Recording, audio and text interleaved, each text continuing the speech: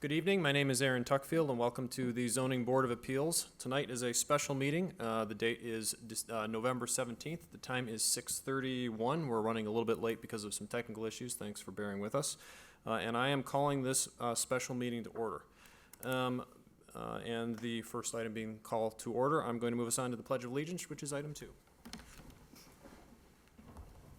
I pledge allegiance to the flag of the United States of America, and to the republic for which it stands, one nation, under God, indivisible, with liberty and justice for all.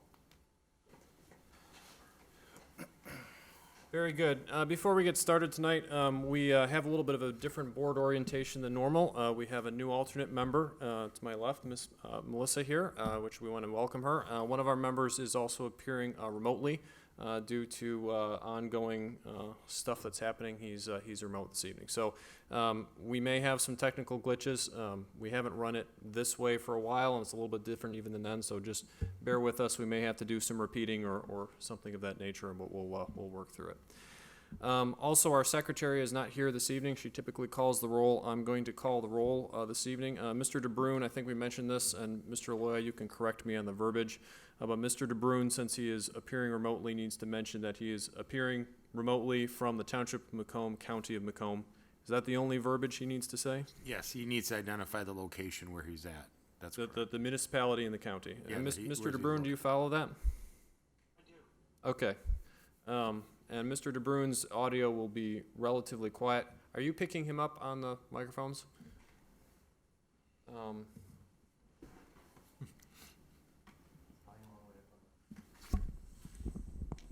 DeBrune, can you say something again? I sure can. Can you hear me now? Not yet. Hang on.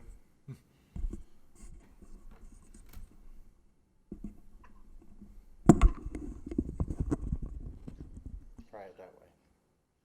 I am present and accounted for. Perfect. All right, we've got you on the audio, so that's good. All right, so I'm going to call roll, and we will keep moving. Mr. DeCoster. Here.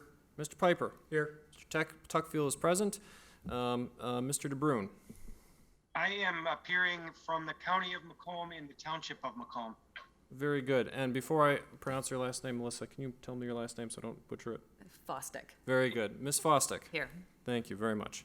All right, all members are present. Because we have one alternate, I should mention that we do have sufficient quorum of regularly appointed members. This is something I'm not sure how we're going to handle officially, but we do require 3 regularly appointed members for quorum, and we do in fact have that. All right, next we're going to move on to item 4, which is addressing any conflicts of interest. At this time, I will call the roll, and if any members have any conflicts of interest on any of the items on tonight's agenda, please signify by saying yes, and if you have no conflicts of interest, please signify by saying no. Mr. DeCoster? No. Mr. Piper? No. Ms. Fostich? No. Mr. DeBrune? And Mr. DeBrune, I'm not sure if you can hear us. Are you able to hear us? Might be muted there. And this might be a regular occurrence. We will pass and come back to Mr. DeBrune before we get to the next item. I'll ask him when we get to that point. I believe that his answer is no. Can you hear me now? We can hear you now. Okay, no, I don't have a conflict of interest. All right, very good. All right, that being said, I believe I called everybody. I'm not sure if I called myself, but for me it's no as well. We're going to move on to item 5, which is the approval of the agenda. Is there any discussion on this item? Hearing none, I will ask for a motion. Is there any motions on this item? I'll make that motion, Mr. Chairman. Motion to approve tonight's agenda by Mr. Piper. Is there support? I'll second that. Supported by Mr. DeCoster, and we have been doing these as voice votes, but because Mr. DeBrune is digital, I'm going to do all of our votes roll call tonight. Mr. Piper? Yes. Mr. DeCoster? Yes. Mr. DeBrune? Yes. Mr. Tuckfield votes yes. Ms. Fostich? Yes. All members voting yes. The approval of the agenda is passed, and this agenda is adopted. Next is the approval of the previous meeting minutes. I'm not sure if we are approving last meeting's minutes tonight, or if that's something we're doing at the next meeting.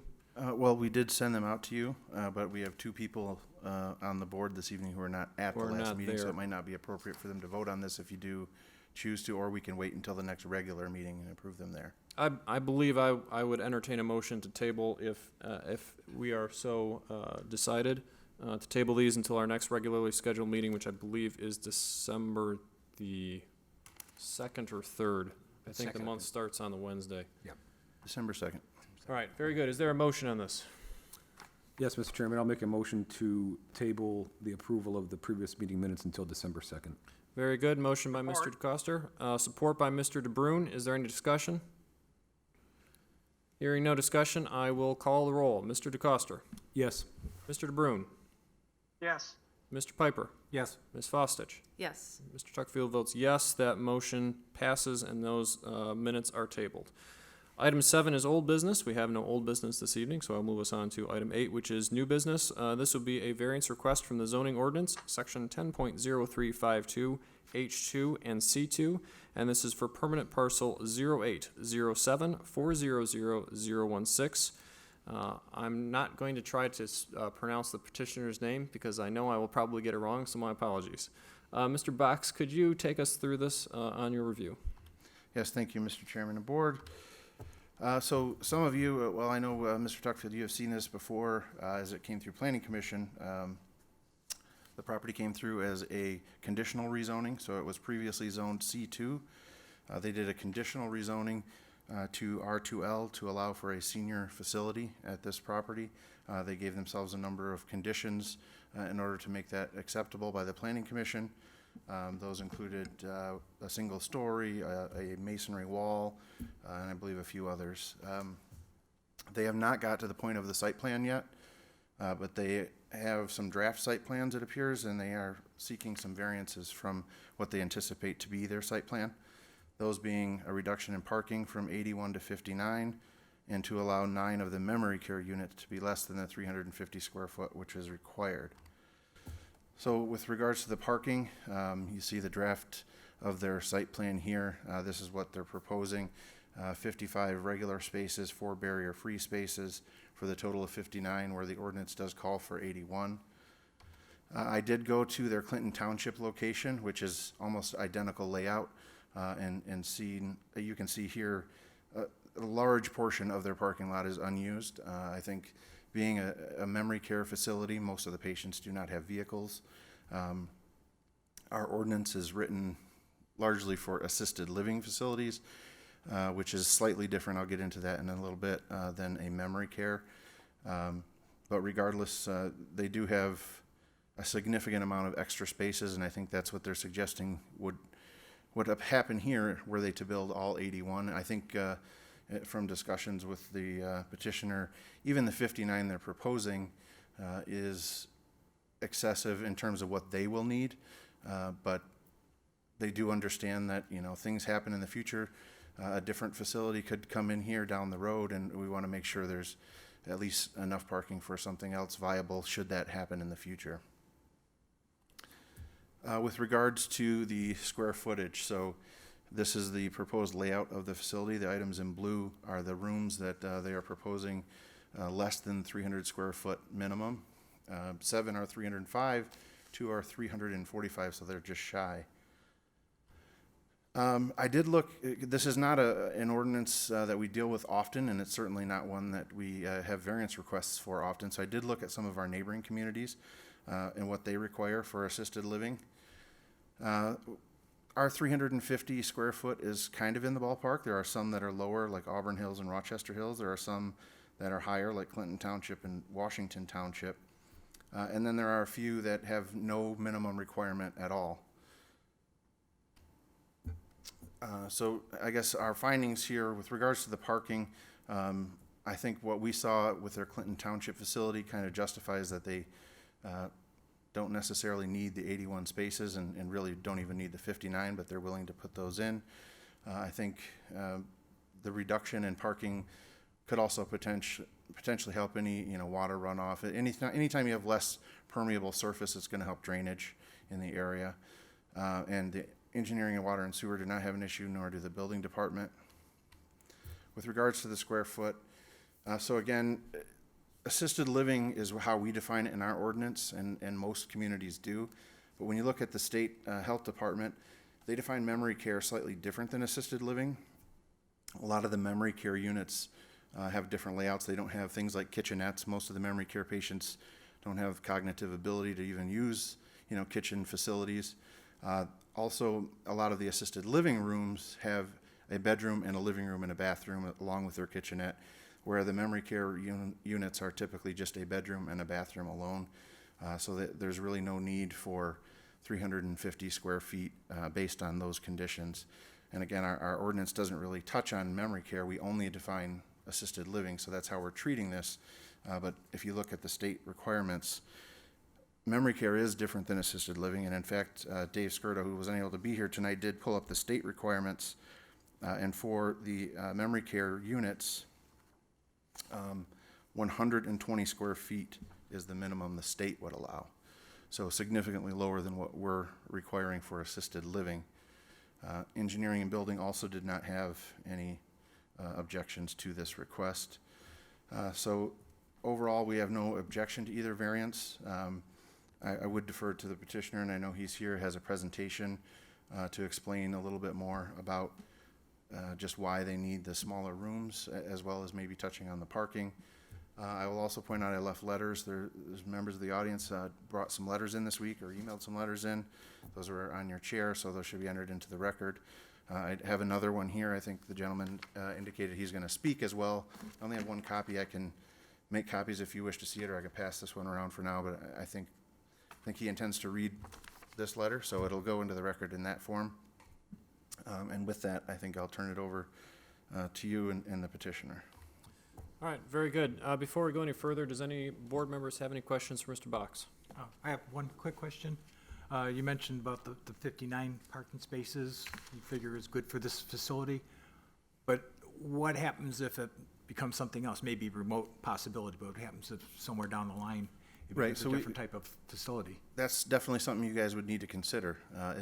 Is a reduction from 81 to 59 a significant enough reduction that it would make it unviable for something in the future? Depending on what would go there, keeping in mind that if a future use wanted to have a senior facility, they would be bound by the same conditions that are already there. I believe, and Mr. Loy, you can correct me if I'm wrong, if something other than, if down the road, if this senior facility is there and goes out of business or goes away for whatever reason, I think if a different use came in, it would default back to the underlying C2. Is that correct, Mr. Loya? That's correct. So in that instance, likely they would tear the building down anyways and start all over. Were it to remain R2L, it would have to be a senior facility anyways. So And to follow up on that, Mr. Box, and I apologize, but I missed like the first two sentences, so I'm probably repeating something you just said. But this is because of the conditional rezoning, tied it to the use as opposed to a standard rezoning, which could be anything in the district. correct. Understood. Okay. Any other questions for Mr. Box? I have a question. Go ahead, Mr. DeBrune. Mr. Box, the facility that they own that you visited in Shelby Township, what were the memory care unit sizes there? I did not go in that facility. I don't know if the petitioner can answer those questions. I simply looked at parking for that one. But I did notice the layout of that facility is virtually identical to what they're proposing here. So I would assume that the parking needs would be comparable, but I did not go inside that facility to see the memory care rooms themselves.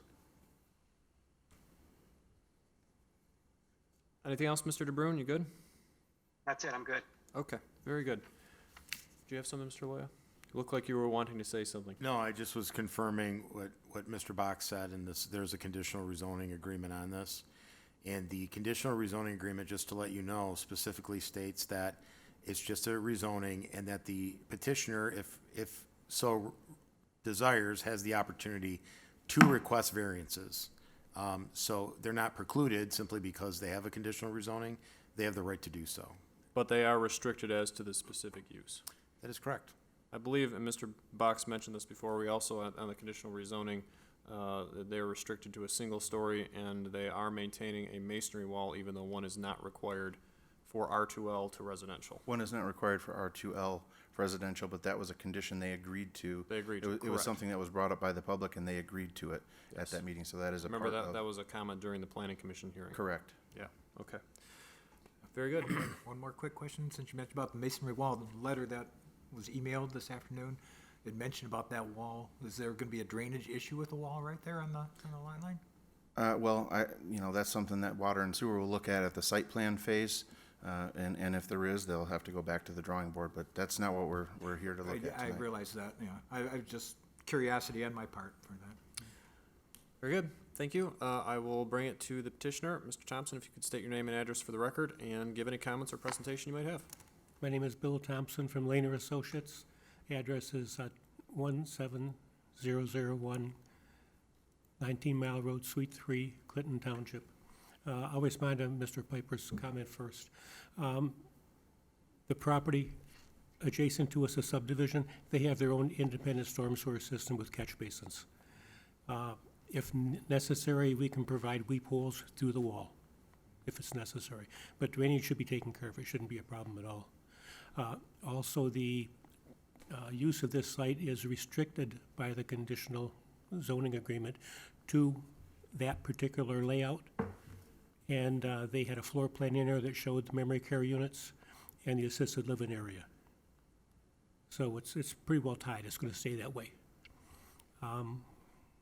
Other than that, I agree totally with Mr. Bach's assessment of the situation. I was just curious after reading that. The history that Hampton Manor has, they have several of these facilities. Only about 30% of the residents have vehicles. And for the most Mr. part. Thompson, I'm sorry, I'm going to interrupt you. Can you pull the microphone just a little bit closer? I think it's not picking you up very well. Okay, that better? I think that's better. Are we good on that? Perfect, thank you. Okay, only about 30% of the residents in the facility have vehicles. And some of them don't even drive them. They just have them because they're theirs and they want to keep them. If transportation is required, they provide transportation to doctors. If a group wants to go see a movie, they'll take them to a movie or take them shopping. Even though there is a theater, a small theater in the facility, along with a hairdressing station and other facilities, library. It's pretty much self-contained, so there's not much need to go outside the facility. And again, I think we talked about the parking, the square footage for the units. Like Mr. Bach pointed out, the state minimum's 120. We're providing 305 for the smallest one. I think we have 7 small ones at 305, a couple at 245, or 345 square feet. And so out of 81 units, I think it is, there are 9 that are less than 350. Other than that, I'd be willing to answer any questions you might have. Just to verify, Mr. Box had mentioned you might have a presentation. Is there anything you wanted to go through with that? No, he went through Went through, everything I was okay. talking about. Any questions for the petitioner? Mr. Thompson, I had a few. One, I was just curious on the weep holes. I know in the past on other projects we've talked about with walls and hydrostatic pressure, you've been concerned about weep holes. You think you're okay in this particular scenario with the weep hole if you get close to the drainage? The weep holes will be there to provide for surface drainage because the ground on both sides of the wall is going to be the same elevation. As opposed to Hydrostatic pressure doesn't play at all. Gotcha. Very good. Second question would be with regards to the room sizes. And again, maybe you said this, I've been juggling some things, so I just want to make sure I'm not duplicating, but why are you looking for smaller room sizes? Is there, They don't have kitchens or kitchenettes or any, there are certain things you'd have in a normal room that you wouldn't have in a memory care unit. Some correct, memory but care units are if I can bigger. interrupt you just briefly, most of your units, I believe the whole building is memory care, most of your units do abide by the standard. So why, Well, the site is assisted living. hmm? There are 22 memory care units. I follow. So that T at the top, So, that's the so memory. are, so are that's you the memory asking care for unit. that on 22 units, or are you asking for that on 7? There's only 9 units, a little less than 350. The others are just over 350. And it's just, So are there any other, and I apologize, I just want to make sure we cycle through it. Are there any other memory units that meet the standard? yes, So then the question be, why would those ones not meet the standard if other memory ones? It's just a matter of fitting in the services that are required, access ways and stuff like that. Could you not maybe put one less room in and maintain the square footage? In this particular case, in order to satisfy the requirement for every unit, we'd have to eliminate 4 units. It's just the way the building is set up. Okay. You'd have to eliminate one on, could you bring up the one? Well, there it is, okay. You'd have to eliminate, there's north and south side, okay? One on the north side and one, okay, got it. On the north tier of units, you'd have to eliminate one on the right and one on the left. Okay.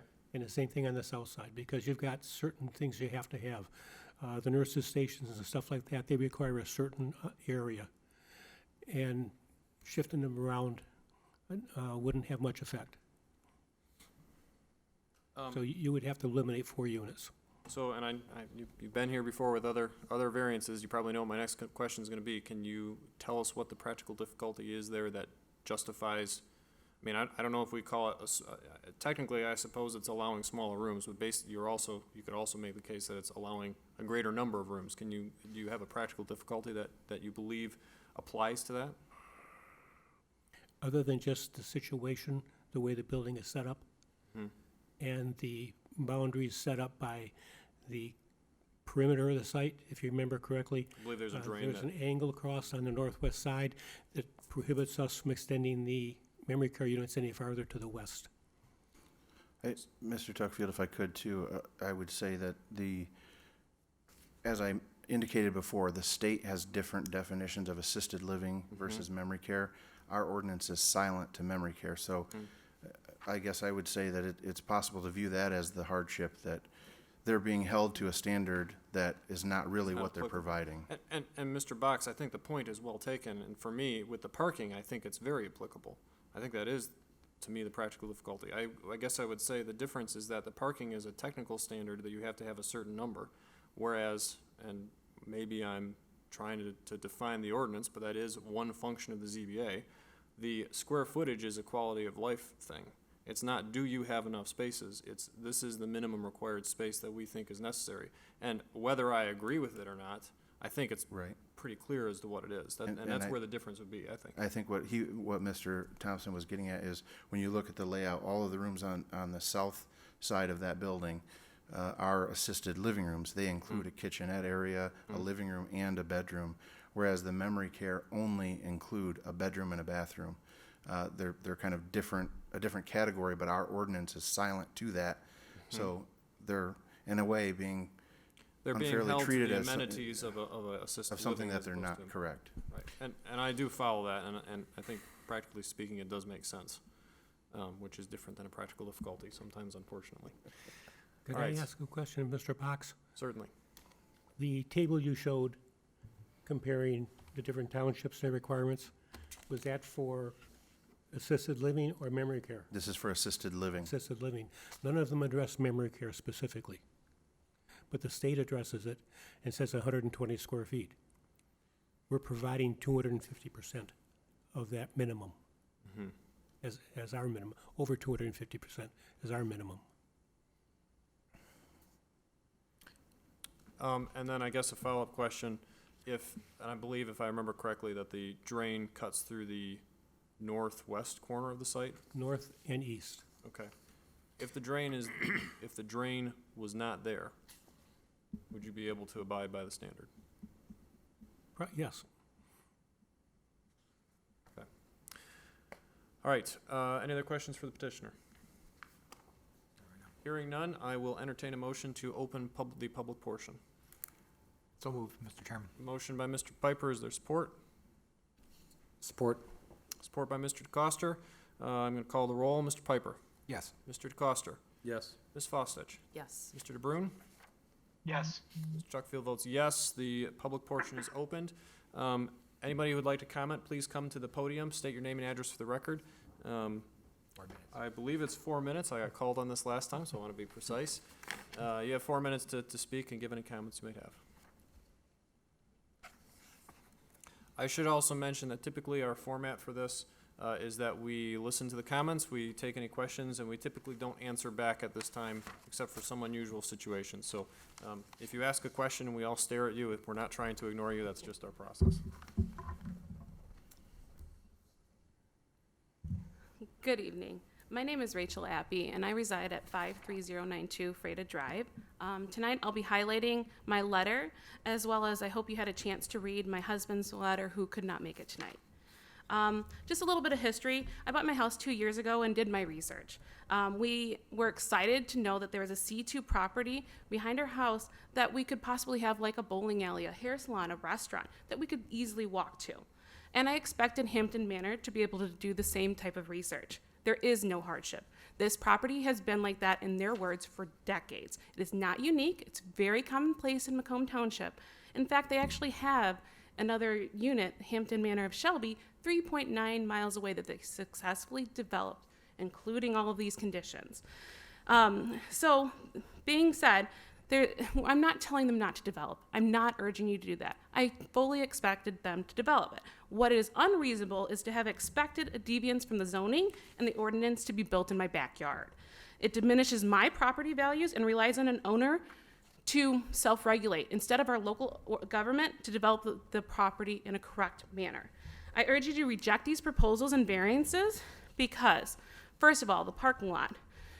When you only have 55 spaces, there is not enough for the 81 residents. That's assuming that they're only single occupancy units. That's not enough for staff, visitors, transportation, and emergency services.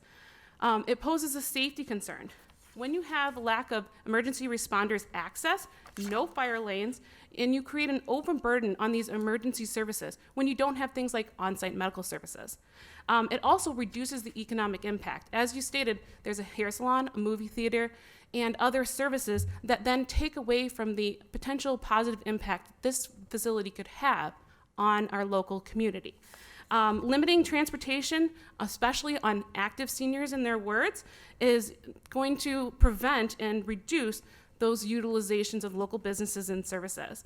And plus, you don't have enough parking spots, where do they park? They park in local neighborhoods, businesses, and schools that are adjacent to this property. The other issue with small units is too large a facility. It's basically too large a facility on a small parcel. As you stated, there are natural resources that are there, including drains, wetlands, and other issues. And it is a design choice to have a 300 square foot unit versus the 800 units that several other opportunities have. And they're choosing to have movie theaters, hair salons, other things that they could potentially increase the square footage of those rooms, period. Also, the 50% rule should not include things like courtyards, which they've added into it because there are private patios on those, on the building's footprints, 18 of them, okay? That's not a public use variance. Also, drains, wetlands, water retention does not contribute to open space needs. Other concerns that I have are there's no permits, applications, or approval from EGLE or county for drains, wetlands, and other issues. The masonry wall is on my property line, which has an 18-inch sewer there. There must have a 12-foot easement per the I just township's. want to give you a heads up that your time's pretty Okay. close to being done. So. Per township's rule. In conclusion, I'd like you to reject both variances because of safety concerns and the negative impact on the economy. There is no hardship, and this is a cognitive decision to make this development more profitable. It is possible. We can show you several developments nearby that do so. They need to play by the rules. The board is bound to uphold public health, safety, morals, and general welfare, and this is all compromised by this development. And me, as a property owner, expect you to help us to make sure that the residents' interests are preserved here. Please reject both variances, and I look forward to you voting no. Thank you for your time. Have a great night. Thank you. Anyone else?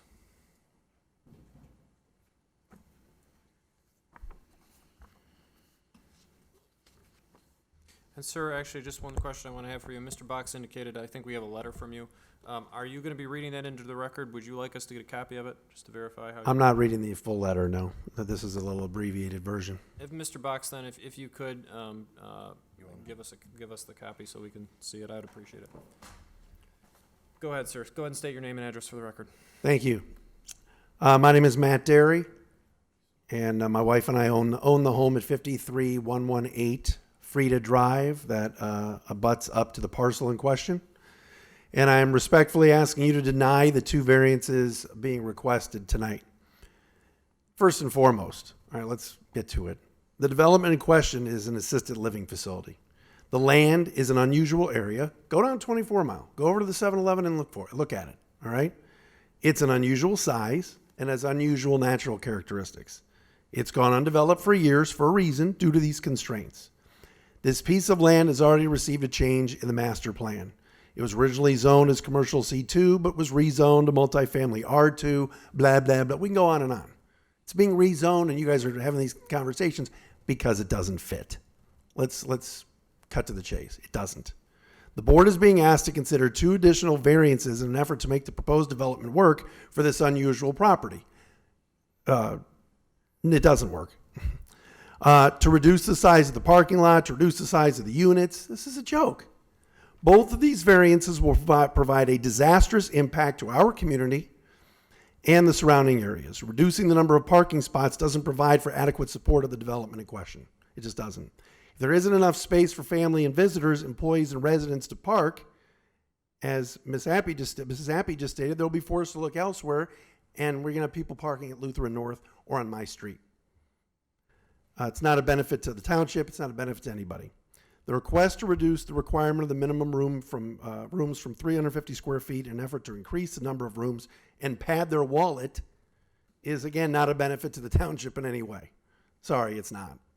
I don't even know how that could be viewed as a benefit to the residents of the proposed development unless they're okay with living in an area roughly the size of a prison cell. Oh, let's finagle it's a little bit smaller. It's a joke. Come on, people. The fact of the matter is this development simply doesn't belong on this property. It doesn't. It's only 6 acres total. The developer is doing their best to make 2 puzzle pieces fit in something that doesn't. I'm having a hard time trying to understand how the amount of development gymnastics, which is what this is, are needed to make this a workable plan is even profitable for the developer. I don't understand that.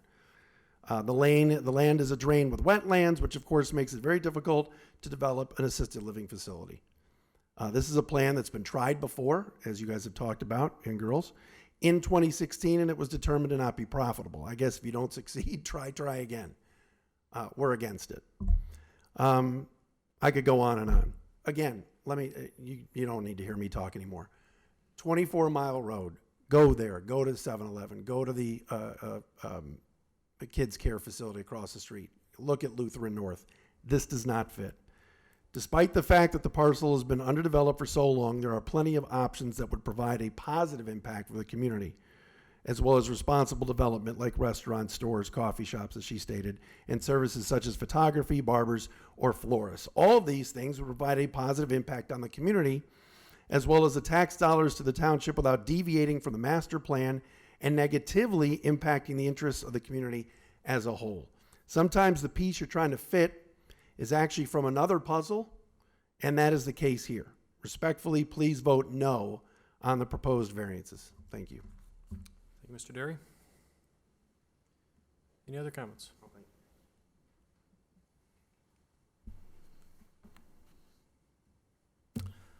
Hearing no comments, I will bring it back to board for a motion to close public portion. So moved, Mr. Chairman. Motion by Mr. Piper. Is there support? Support. Supported by Mr. DeCoster. I'm going to call the roll. Mr. Piper. Yes. Mr. DeBrune. Yes. Ms. Fostich. Yes. Mr. DeCoster. Yes. Mr. Chuckfield votes yes. That motion passes, and I actually don't think I called out the time when we opened public comment, but it is 7:04 now as we are closing it. I will bring this back to the board for any questions or comments. I have a question. Go ahead, Mr. DeBrune. I don't know who my question is for, if it's for Mr. Black or if there's anybody else there, but this ordinance, since we do not have an ordinance for a memory care unit, I know from watching the last year's worth of zoning board appeal meetings while I've been sitting in the basement with COVID, I know we're going over a lot of our zoning ordinances. Is this something that we are visiting or revisiting right now, and could it potentially change the square footage or be more in line with the state definition of square footage for a memory care unit?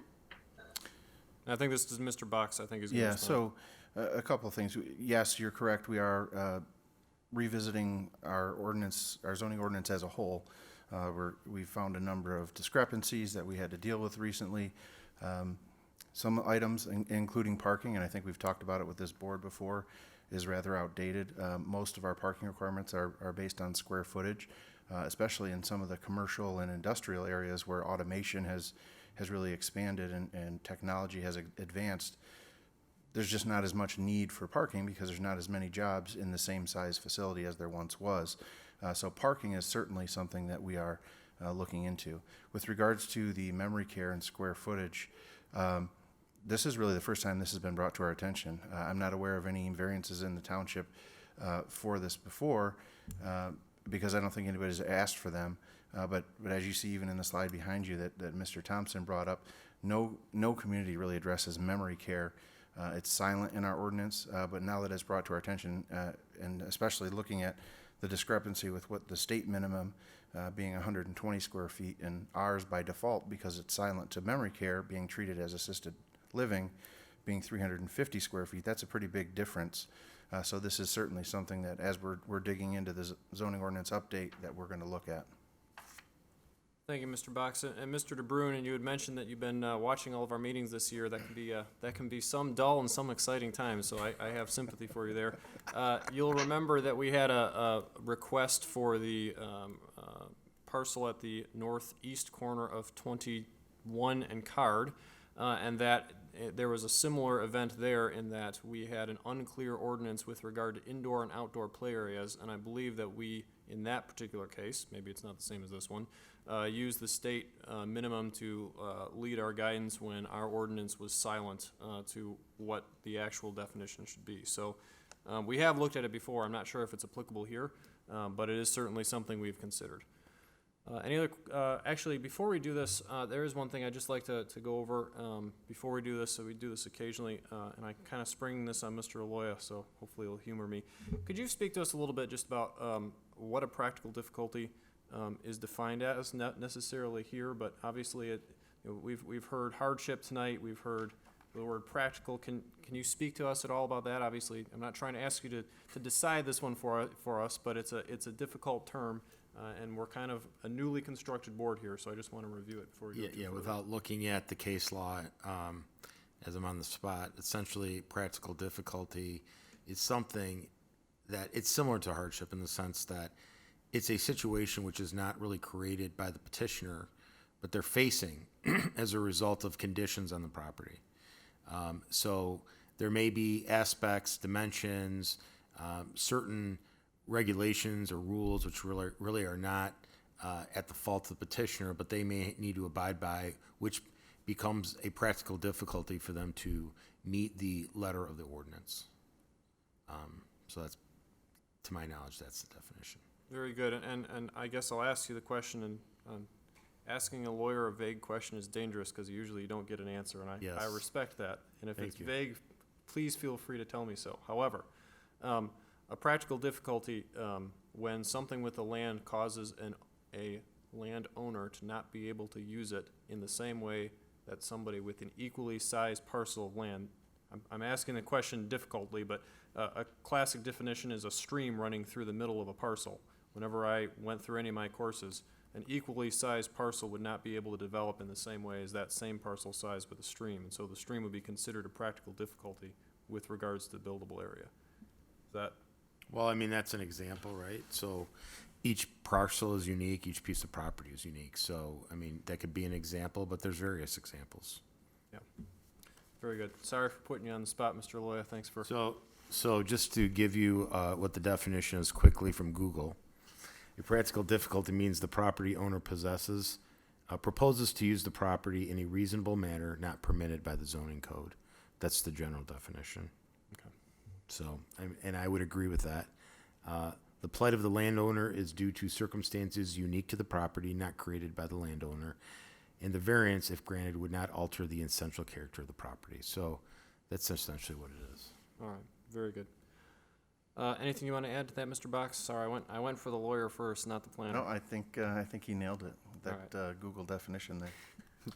We're just gonna have Google sit here next time, and you can ask it. All right. Any questions or comments from the board?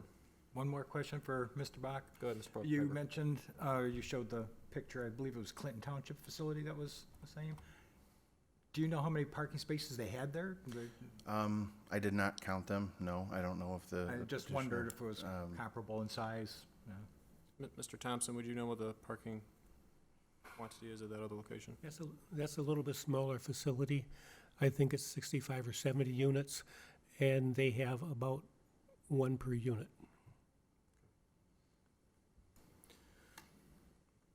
Answer my question. All right. I don't have comments beyond what I already have noted. There is one thing I wanted to mention to the board. I was going to go over some procedural things before we start. I think you're aware of this, but just before we go into any voting, we do take our motions separately. So we would have a motion for each variance request. And in this case, there's two. Unless you have a conflict of interest, you have to vote on every item. It's a yes or no vote. We don't pass or vote present. It is an affirmative or a negative. If and when there's a motion stated, I'll take the motion, and particularly because we are partially digital tonight, I'll ask for comments or discussion on the motion, which is generally limited to clarifying what the motion means. Mr. Aloy has been good about talking to us about this. It's not about further debate on the motion. It's about making sure that everybody understands what they're voting on.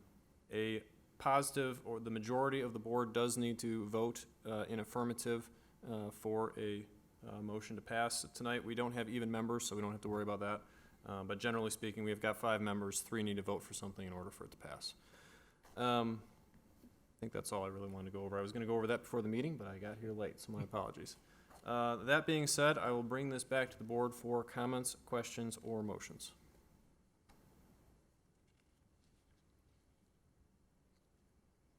I can make a motion if you'd like. Go ahead, Mr. DeCoster.